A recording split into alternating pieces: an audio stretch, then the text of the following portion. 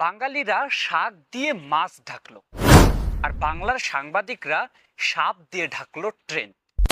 আজ বাংলায় চলছে ইন্ডিয়ার ট্রেন, কাল সেই ইন্ডিয়ার ট্রেনের সিকিউরিটির জন্য ইন্ডিয়ান পুলিশ দেওয়া হবে।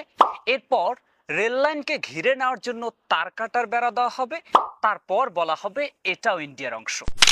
এভাবেই চলে যাবে স্বাধীন সার্বভৌমত্ব সোনার চেয়েও খাঁটি, রক্তে কেনা বাংলার আরো একটি অংশ। প্রতিবাদ হবে ফেসবুকে, ঝড় বইবে কমেন্ট বক্সে, কিন্তু এই ঝড়ের সামান্য বাতাসটুকু নরেন্দ্র মোদীর কান পর্যন্ত পৌঁছানোর আগে মামুন লায়লা কিংবা রাসেল ভাইপারের মতো আরো এক তাণ্ডব এসে ডুবিয়ে দিবে সোনার বাংলাকে। আর সেই তাণ্ডব থেকে বের হতে হতে আপনার চোখে ভাসবে এমন একটা পতাকা। প্রিয় দর্শক, চলুন আজকে একটা ফাটাফাটি হয়ে যাক। যখন তোমার চোখের সামনে এরকম একটা পতাকা ভেসে উঠবে, তখন তোমার মাথায় বন্দুক ঠেকিয়ে কেড়ে নেওয়া হবে তোমার মাতৃভাষা বাংলাকে। এখনো সময় আছে হাতে, প্রতিবাদ করতে হবে একসাথে।